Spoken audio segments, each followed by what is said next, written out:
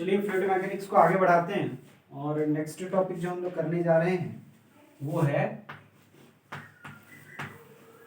Atmospheric pressure. Atmospheric pressure and barometer. तो basically barometer क्या होता है? Barometer is a device which is used to measure atmospheric pressure. ठीक है, barometer क्या करता है? It is a device used to major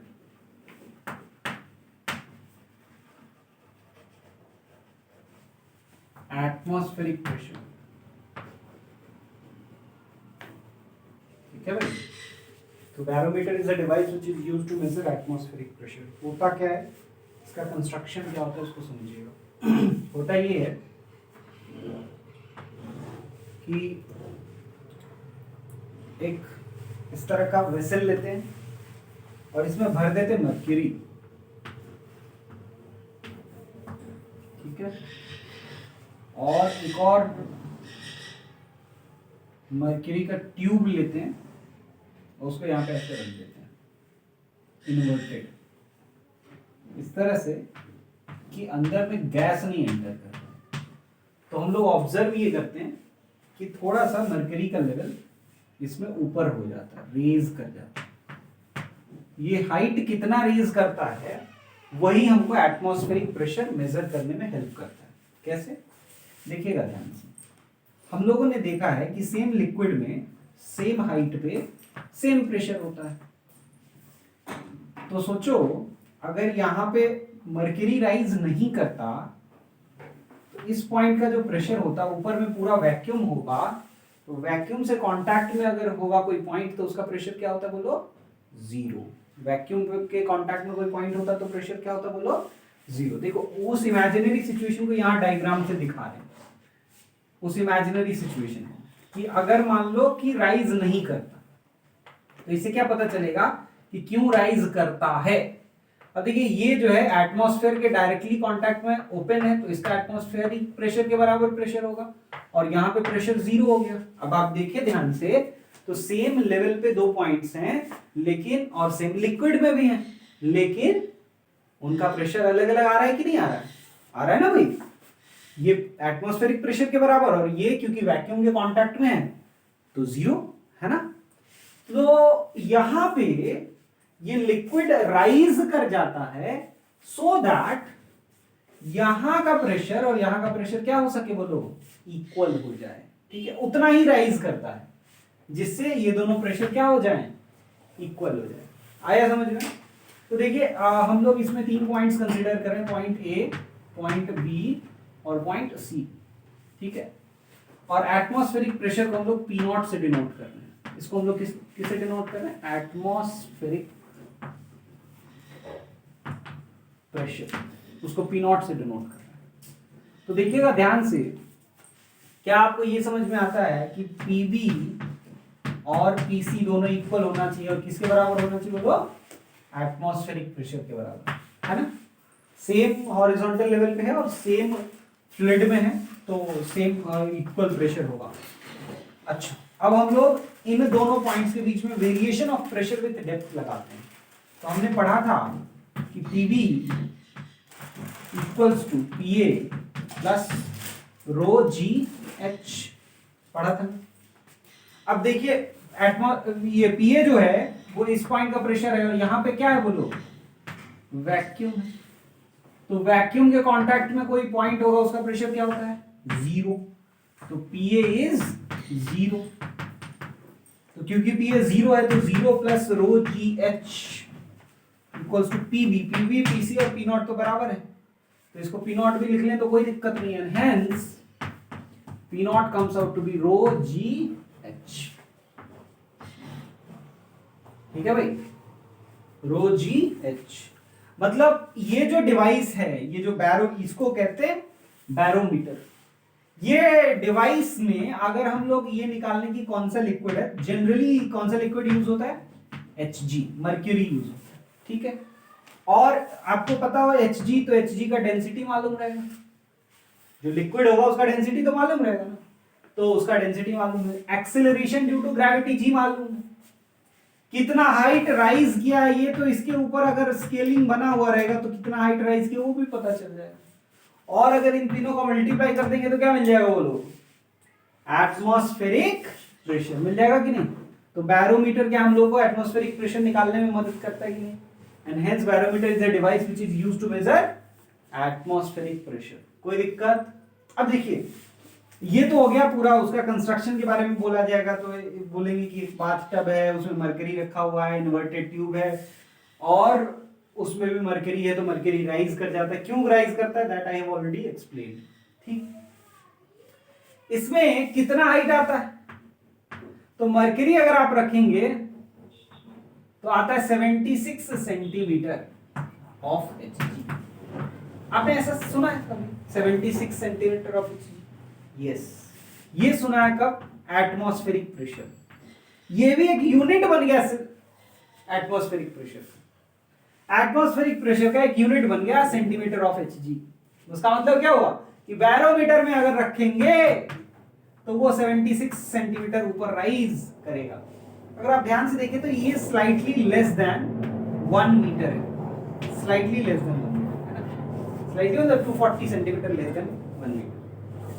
less than 1 metre ठीक ठाक साइज होता है ना, हम लोग खुद 1.7 मीटर के आसपास होते हैं, तो हम लोग का लगभग आधा आप समझ लीजिए इसका हाइट होगा, तो ठीक है, हाइट कोई दिक्कत तो है।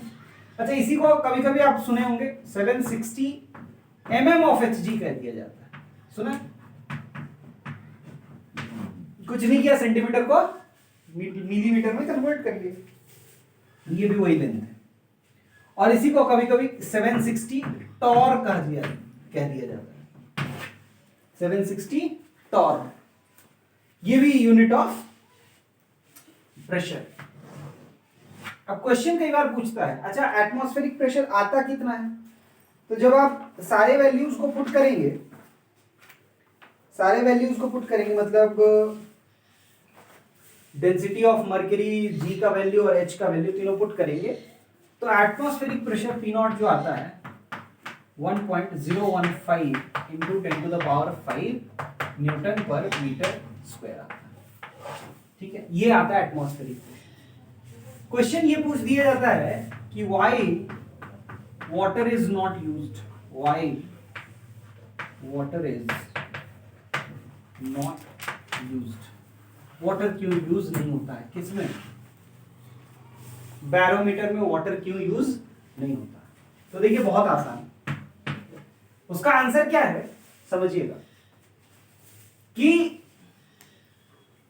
हम लोग का एटमॉस्फेरिक प्रेशर पता है, अगर हम वाटर यूज करेंगे वाटर का डेंसिटी कितना है, अगर मान लो वाटर यूज कर लिए तो पी नॉट कितना आएगा, रो जी एच, फिर भी आएगा यही, लेकिन इस बार रो किसका यूज करेंगे, वाटर का।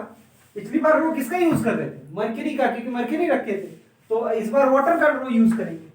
जी 9.8 या 10 लगभग ले लो, तो हाइट निकाल के देखते हैं, तो पी नॉट लगभग अप्रोक्सीमेट वैल्यू निकाल रहे हैं 10⁵ ले लेते हैं। ठीक है, इसको नेग्लेक्ट करते हैं, हालांकि बहुत बड़ा वैल्यू नेग्लेक्ट करना अच्छी बात नहीं है, लेकिन हम एक मतलब लगभग वैल्यू निकाल के देखने की कोशिश करें कि क्यों वाटर यूज नहीं किया जा सकता। इसका हाइट आता कितना, रो कितना 10⁻³ 1000 kg per meter cube, density of water is 1000 kg per meter cube, तो 10⁻³ kg per meter cube into g का वैल्यू भी 10 ले लो, तो हाइट निकाल लो कितना आता है। तो अगर ये 10⁵ ले लिए तो हाइट कितना होगा 10 मीटर, कितना है हाइट 10 मीटर। अब 10 मीटर कितना होता है, हमने देखा था कि Hg के केस में 76 सेंटीमीटर आता है, 1 मीटर से छोटा, बहुत ठीक ठाक साइज है, आराम से हम लोग लैब में यूज कर सकते हैं। लेकिन ये 10 मीटर कितना होता है भाई, तो हम लोग जो है 1.7 मीटर के आसपास है।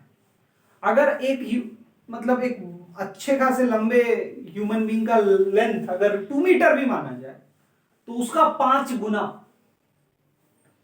अब 2 मीटर का कोई आदमी होगा तो उसका 2 गुना जो होगा वो आपके छत को टच कर जाएगा, है ना। अब 2 गुना 5 गुना की बात कर रहे हैं, तो ट्यूब में उतना वाटर राइज करने के लिए, छत भी तो उतना बड़ा होना चाहिए। मतलब लैब का जो छत हो गया वो 3 मंजिल के बराबर होगा, तब जाके वहां पे छत बनाएंगे, उतना बड़ा ट्यूब लाएंगे, अब कहां से लेके आएंगे, तब वो एक्सपेरिमेंट कर पाएंगे। तो हम लोग ये देख पा रहे हैं कि height rise in case of water is inconveniently large and hence water is not used in barometer. ठीक है भाई, इतनी चीजें समझ में आ गई, जल्दी से कॉपी कर लो।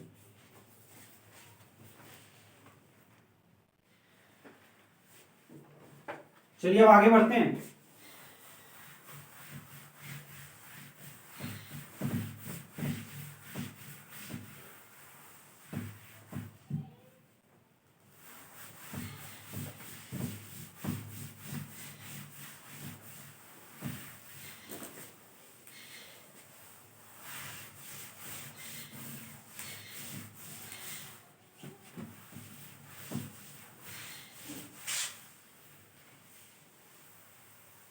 अब नेक्स्ट टॉपिक जो देखने जा रहे हैं वो है यूट्यूब मैनोमीटर। ये वाला यूट्यूब नहीं, ये नहीं,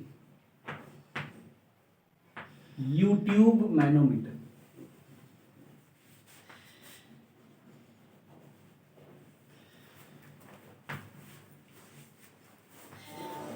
यू की जैसा शेप हो,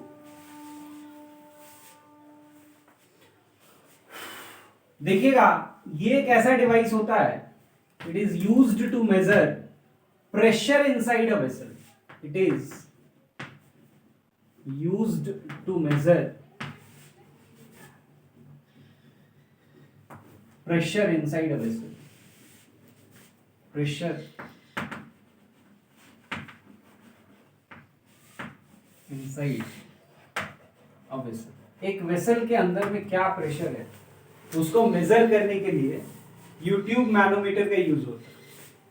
अगर आप सोचें कि एक यूट्यूब है ऐसा,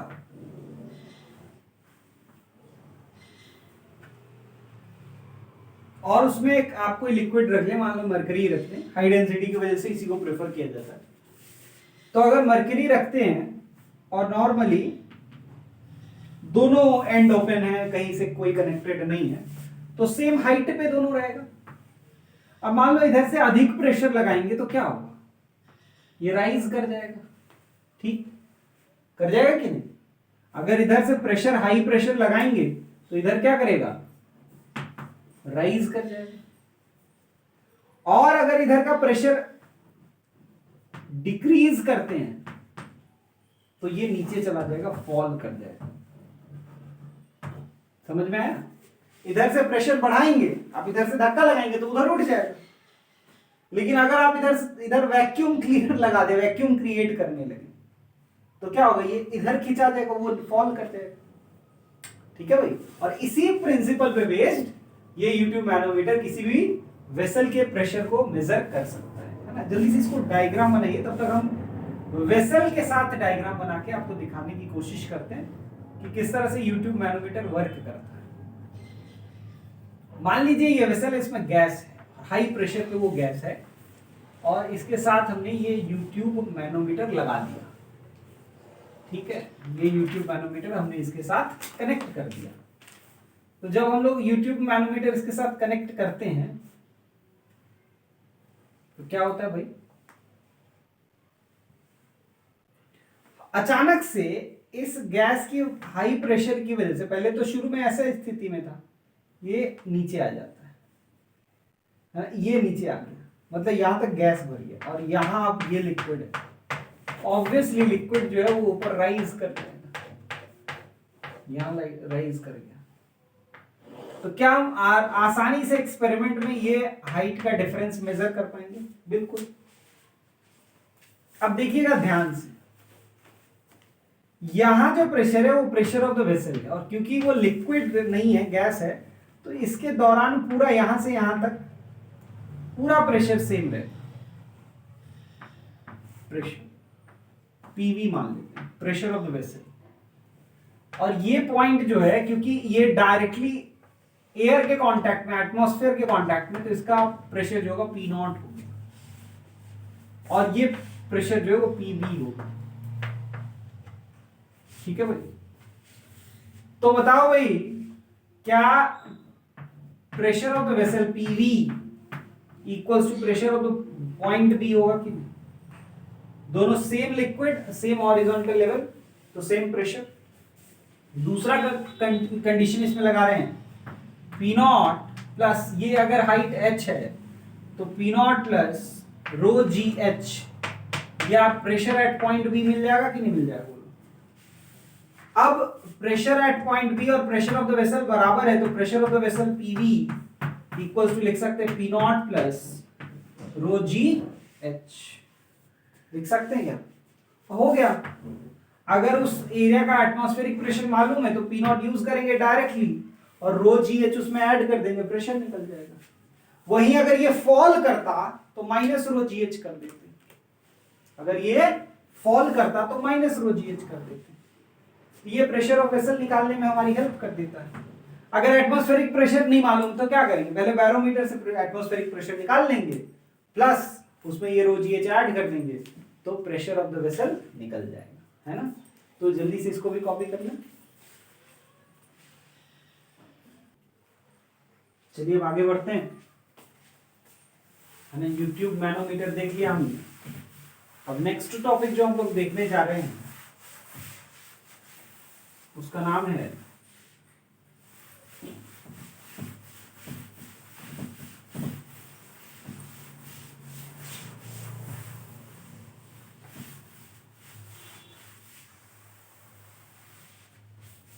देखिएगा, नेक्स्ट टॉपिक जो हम लोग देखने जा रहे हैं वो है बॉइंट फोर्स। बॉइंट फोर्स या फिर बॉयंसी। बॉयंसी क्या होता है? बॉयंसी या बॉइंट फोर्स समझते हैं। आपने देखा होगा कि अगर आप किसी वेसल के अंदर कोई हैवी चीज को भी रखते हैं और उसको फिर उठाने की कोशिश करें तो एयर में वो बहुत भारी तो लगता है, लेकिन वाटर में वो बहुत मतलब रिलेटिवली कम से कम हैवी नहीं लगता। रिलेटिवली वो क्या लगता है? हल्का लगता है। तो ये क्यों हो रहा है? क्योंकि हर लिक्विड, या ये कहें कि हर फ्लूइड का ये प्रॉपर्टी है कि वो अपने अंदर जो इमर्स्ड बॉडी है उस पे ऊपर की ओर फोर्स लगाता है। ठीक, क्यों लगाता है, कितना लगाता है, वो तो आगे की बात होगी, लेकिन ये जो प्रॉपर्टी है किसी फ्लूइड का, आपने देखा होगा कि कोई मग लिए, उल्टा करिए और पानी के अंदर घुसाने की कोशिश करें, तुरंत उछल के ऊपर आ जाता है।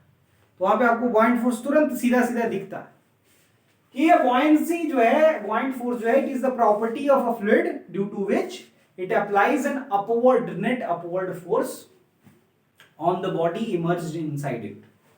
ठीक है, ये बॉयंसी कहलाता है। इसका जो नेट रिजल्टेंट है वो हमेशा ऊपर की ओर होता है, इसलिए नेट अपवर्ड फोर्स कहते हैं इसको। ठीक है, अब ये क्यों लगता है और कितना लगता है? तो कितना लगता है इसके लिए आपने सुना होगा, एक प्रिंसिपल है आर्किमिडीज प्रिंसिपल। क्या कहता है Archimedes principle? According to Archimedes principle, any body which is partially or fully immersed in a fluid experiences a net force, a net upward force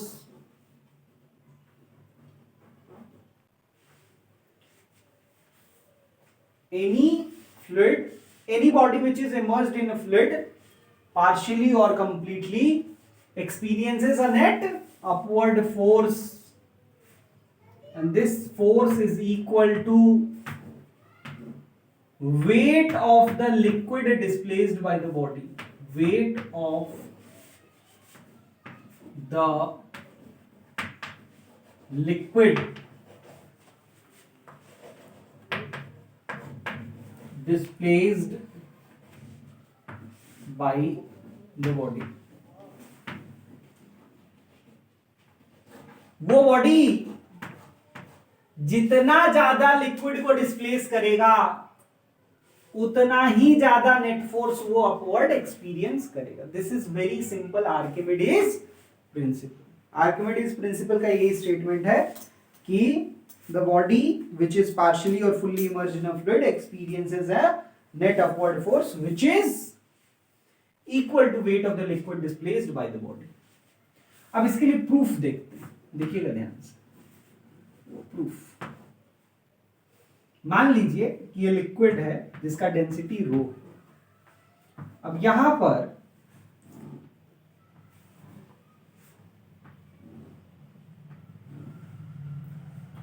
एक वाटर एलिमेंट लेते हैं। इस पॉइंट पे अगर वो सरफेस होगा तो फोर्स लगेगा P1A, और इस पॉइंट पे अगर वो सरफेस होगा तो फोर्स लगेगा P2A। और इसी का जो नेट फोर्स होता है ना, इसका जो नेट रिजल्टेंट होता है, यही बॉइंड फोर्स के रूप में ऊपर की ओर लगता है। सो बॉइंड फोर्स जो होगा वो बेसिकली P2A माइनस P1A, और एरिया अगर कॉमन ले लें तो ये केवल अंदर में बच गया P2 माइनस P1, जिसको क्या ले सकते हैं, area into rho G H. ये पॉइंट फोर्स हो गया। तो पॉइंट फोर्स को क्या लिख पाएंगे भाई, रो जी इंटू ए एच। और ए एच क्या है भाई, एच है वॉल्यूम। तो पॉइंट फोर्स क्या हो जाएगा भाई साहब, रो जी इंटू वॉल्यूम। किसका वॉल्यूम, तो इसी लिक्विड का वॉल्यूम। डेंसिटी किसका, लिक्विड का डेंसिटी, तो रो इंटू वी क्या, मास ऑफ लिक्विड कह सकते हैं। और मास ऑफ लिक्विड इंटू जी क्या, वेट ऑफ लिक्विड आएगा। तो देखिए हमने प्रूव कर दिया ना, पॉइंट फोर्स जो आएगा वो वेट ऑफ लिक्विड के इक्वल आएगा।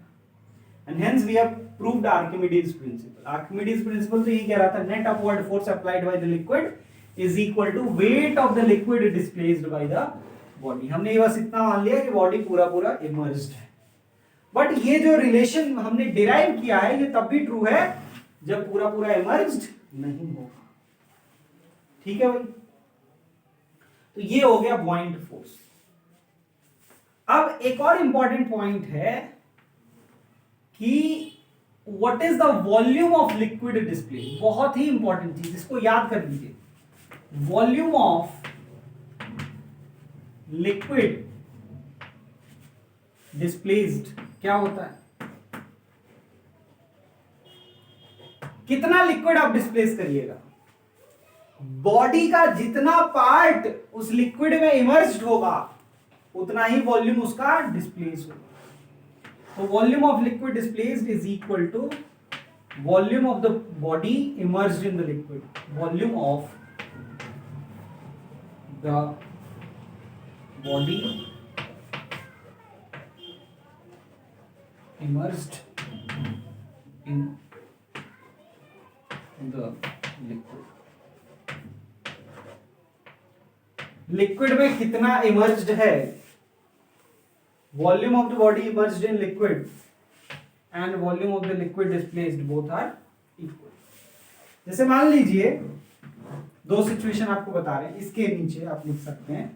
मान लीजिए कि ये बॉडी ऐसे तैर रहा है, तो V जो है वो वॉल्यूम ऑफ बॉडी है, लेकिन क्या बॉडी का पूरा वॉल्यूम इमर्ज है, नहीं। तो जितना हम शेड किए हैं उसका जो वॉल्यूम आप निकालिएगा, मान लीजिए वो V डैश है। सो V डैश क्या बोलेंगे, V dash is volume of body immersed in liquid, IIL। V dash क्या है, V जो है volume of the body, total volume of the body, and V dash is volume of the body immersed in liquid। आप पूरा लिखिएगा। और जितना volume of the body immersed in liquid है, this is also equal to volume of liquid displaced.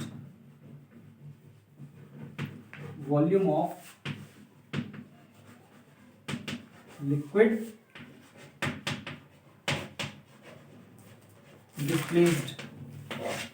Displaced liquid का volume भी यही है। लेकिन एक दूसरा सिचुएशन भी हो सकता है, अगर बॉडी पूरा पूरा सबमर्ज्ड हो, पूरा पूरा बॉडी सबमर्ज हो जाए, तो उस केस में V डैश और V इक्वल हो गया, क्योंकि वॉल्यूम ऑफ द बॉडी, पूरा वॉल्यूम ऑफ द बॉडी अंदर चला गया। तो जब पूरा volume of the body submerge हो जाएगा तो volume of the body and volume of the body immersed in liquid दोनों इक्वल हो जाएगा कि नहीं? अरे भाई, उसके पास जितना वॉल्यूम है सब अंदर चला गया, तो पूरा volume of the body and the volume of the body submerged in liquid both are equal, and that is also equal to volume of the liquid displaced. ये दो चीजें आएंगी, बहुत ही इंपॉर्टेंट है, आगे लॉ ऑफ फ्लोटेशन में भी काम आएगा। जल्दी से इतना कॉपी करिए।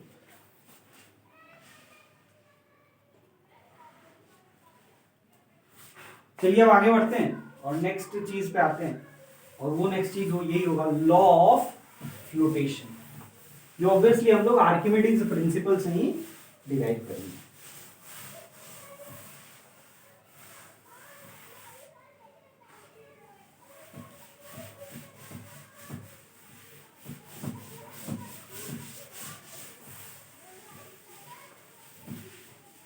तो देखिए next, law of flotation. Flotation का लॉ क्या कहता है? देखना भाई, अगर कोई बॉडी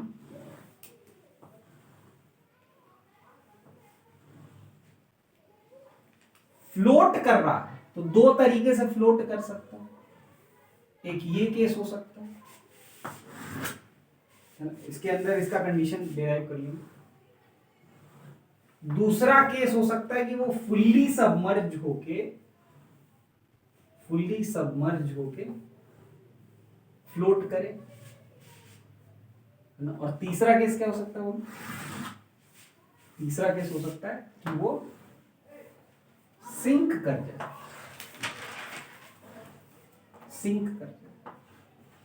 तो ये दोनों फ्लोट की कंडीशन है। इस समय नीचे कुछ वेट लग रहा होगा और इस समय कुछ बॉइंट फोर्स लग रहा होगा, दोनों इक्वल होगा। इस समय कुछ वेट लग रहा होगा, इस समय भी कुछ बॉइंट फोर्स लग रहा होगा, इस समय मैक्सिमम बॉइंट फोर्स लग रहा है भाई, और यहां पे भी कुछ वेट लग रहा होगा और कुछ बॉइंट फोर्स लग रहा होगा। क्या कंडीशन होगा? अगर बॉइंट फोर्स और वेट आपस में इक्वल हो जाए यहां पे, तो क्या फ्लोट करेगा? हाँ। आप चाहें तो कंडीशंस लिखते जाइए।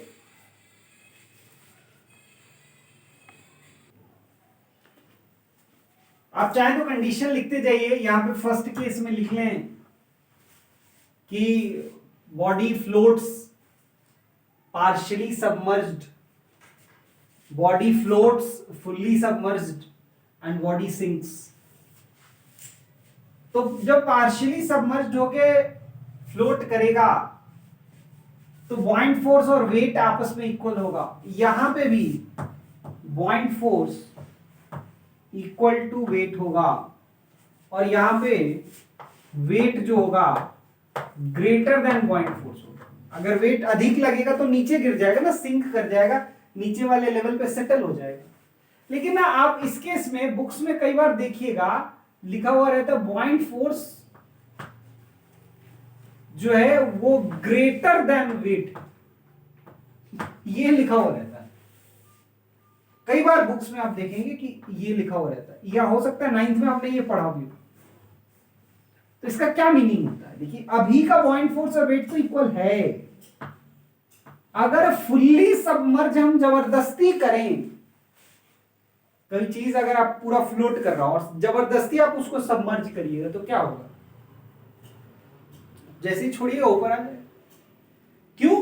जब आप फुल्ली सबमर्ज करते हैं ना, आप volume of the liquid displaced बढ़ा देते हैं, है ना। आप पुश किए तो अब ज्यादा लिक्विड डिस्प्लेस हो गया, अब ज्यादा लिक्विड डिस्प्लेस होगा तो ज्यादा बॉइंट फोर्स लगेगा। तो उस समय जो मैक्सिमम बॉइंट फोर्स लग सकता है फुल्ली सबमर्ज करने पे, जो मैक्सिमम बॉइंट फोर्स लग सकता है वो वेट से बड़ा होता है। लेकिन अभी लगने वाला जो पॉइंट फोर्स है वो वेट के तो इक्वल होगा। अगर अब ये सोचो पॉइंट फोर्स वेट से ज्यादा हो तो बॉडी ऊपर एक्सिलरेट कर जाएगा कि नहीं कर जाएगा, और एक्सिलरेट करता चला जाएगा ऊपर। लेकिन ऐसा होता भी है, जब आप जबरदस्ती उसको पुश करते हैं तो पॉइंट फोर्स ग्रेटर देन हो जाता है वेट की, और तब जब आप छोड़ते तो वो ऊपर की ओर एक्सिलरेट करता है और अपने पॉइंट फोर्स को कम करने की कोशिश करता है। पॉइंट फोर्स जब इतना कम हो जाए कि वेट के इक्वल हो जाए तो वहां पे जाके फिर वो सेटल हो जाता है। तो यहां पे आप चाहें तो इस रिलेशन में ऐसा लिख सकते हैं, B M greater than W, मतलब maximum value of point force must be greater than weight. लेकिन अभी लगने वाला जो पॉइंट फोर्स है वो वेट के इक्वल है। चलिए सबसे पहले शुरुआत सिंकिंग के कंडीशन से करते हैं। वेट क्या होगा? सबसे पहले मान लो कि density of the liquid is rho and density of the body is sigma. Density of the liquid is rho and density of the solid is sigma. तो वेट ऑफ द बॉडी क्या होगा? पूरा वॉल्यूम V पूरा submerged है, पूरा volume into sigma into G. mg होता है ना वेट ऑफ द बॉडी, और m क्या लिखेंगे? डेंसिटी इंटू वॉल्यूम, तो सिग्मा इंटू V इंटू जी, ये वेट हो गया। और ये ग्रेटर देन आ रहा है, आपने डेंसिटी ऑफ लिक्विड क्या लिया है? रो। क्या पूरा पूरा बॉडी सबमर्ज्ड है? यस। तो body of the displaced sorry volume of the displaced liquid भी V ले लेंगे, और इंटू जी तो लेंगे, V से V कैंसिल, G से G कैंसिल, तो आ गया सिग्मा ग्रेटर देन रो। तो जब density of the liquid greater than density of the solid greater than density of the liquid होगा, तब वो बॉडी सिंक कर जाएगा। जैसे आयरन रखते हैं, सिंक कर जाता है ना? कोई भी मेटल का ब्लॉक आप रखिएगा ज्यादातर, वो क्या होगा? सिंक कर जाएगा, है ना? हालांकि फिर क्वेश्चन मन में आता है कि अच्छा, तो फिर अगर प्लेट लाइक बना देते हैं उसी को, जैसे आप स्टील का ब्लॉक रखिएगा वो सिंक कर जाएगा, लेकिन वो स्टील का घर का कोई बर्तन उठा के उसी बकेट में रखिएगा तो वो तो फ्लोट करता है। तो मन में आता है ना कि फिर ये क्यों हो रहा है भाई? तो ये लॉ ऑफ फ्लोटेशन जो हम लोग डिस्कस कर रहे हैं सॉलिड बॉडीज का कर रहे हैं, हॉलो बॉडीज का नहीं। हॉलो बॉडीज में डिस्प्लेस ज्यादा होता है और उसका वेट कम होता है, क्योंकि उसमें एयर भी तो इन्वॉल्व है कि नहीं? तो उसका एवरेज डेंसिटी कम हो जाता है। जैसे मान लो कि हमने ये वेसल इस तरह का कुछ बना दिया, तो क्या ये आयरन का वेसल है या एल्यूमिनियम का वेसल है या स्टील का वेसल है, गिर जाएगा? सिंक करेगा? नहीं करेगा। ये क्यों नहीं सिंक करता है? कटोरी ले लो स्टील का, रख दो, क्या सिंक करता? नहीं करता। क्यों नहीं करता? क्योंकि उसमें एयर भी आया है, तो एयर की वजह से उसका एवरेज डेंसिटी क्या हो जाता है? कम हो जाता है वाटर से। ठीक है, तो ये हो गया, इसलिए वो सिंक नहीं करता। लेकिन सॉलिड बॉडी लेंगे जिसका डेंसिटी हाई है तो वो सिंक पक्का कर देगा। इसमें क्या है? इसमें भी फुल्ली सबमर्ज्ड है। बॉइंट फोर्स क्या लिखेंगे? बॉइंट फोर्स लिखेंगे रो वी जी, और वेट क्या लिखेंगे? Sigma we ji. We ji cancel हो गया, और रो इक्वल्स टू सिग्मा आ गया, मतलब रो और सिग्मा आपस में इक्वल। तो फुल्ली सबमर्ज होके वो फ्लोट करेगा। नेक्स्ट आता है, ये क्या, इसका क्या सीन है? तो इसका जो पॉइंट फोर्स होगा उसमें आपको ध्यान रखना होगा, इसमें आप रो लिखेंगे, वी डैश लिखेंगे और जी लिखेंगे। वी डैश क्यों लिखेंगे? वी डैश जो है वो अभी अभी मैंने बताया था, V dash is the volume of the body which is submerged inside the liquid, और वेट जो होगा वो लिखेंगे सिग्मा वी जी, क्योंकि जब उसका पूरा वेट लेंगे तो पूरा वॉल्यूम यूज करेंगे, लेकिन अगर पॉइंट फोर्स निकालेंगे तो केवल सबमर्ज्ड वाला वॉल्यूम लेंगे, और इसकी वजह से जी से जी कैंसिल हो गया, और V dash by V equals to sigma by g आया। अच्छा, वी डैश कम है कि वी कम है? V total volume of the body, और V dash only that part of the body जो कि सबमर्ज्ड है, तो ऑब्वियसली वी डैश कम है, वी अधिक है, तो V dash by V must be less than 1, यानी सिग्मा, अच्छा रो ना, सॉरी सिग्मा बाई रो, ये ठीक भी है ना? हाँ, तो सिग्मा बाई रो भी लेस देन 1 आ जाएगा and hence sigma must be less than rho. तो अगर पूरा पार्शियली फ्लोट करना है, मतलब पार्शियली सबमर्ज होकर फ्लोट करना है, तो density of the liquid, density of the solid must be less then density of liquid. और यही पे एक क्वेश्चन पूछा जाता है, फ्रैक्शन ऑफ वॉल्यूम सबमर्ज्ड। अब देखिए फ्रैक्शन ऑफ वॉल्यूम सबमर्ज्ड कितना है, आ गया भाई v dash by v, fraction of the volume submerged, इसी से related, equals to sigma by rho is equals to sigma by rho. तो कितना वॉल्यूम सबमर्ज्ड है वो तो आराम से आप निकाल सकते है ना, कितना वॉल्यूम सबमर्ज्ड है या कितना वॉल्यूम ऊपर दिख रहा है वो आराम से निकाल सकते हैं। कई बार पूछ देता है कि भाई साहब स्क्वायर है मान लो बॉडी, क्यूबिकली बॉडी मान लो, ऐसा क्यूबिकल बॉडी है, तो कितना एक्स ऊपर होगा कितना एक्स नीचे होगा, तो ऊपर मान लो, नीचे मान लो एक्स, तो वी डैश को क्या लिख लें, वी डैश को लिखेंगे ए स्क्वायर इंटू एक्स जो सबमर्ज्ड, और v जो है वो पूरा वॉल्यूम होगा तो a क्यूब लिखेंगे equals to sigma by rho. तो भाई बताओ x कितना हो गया, a into sigma by rho, है ना। तो ये part of the body which is submerged, length of the block which is submerged inside the liquid हो गया, है ना। तो ये हो गया law of flotation. I hope आपको समझ में आ गया होगा, जल्दी से कॉपी करिए।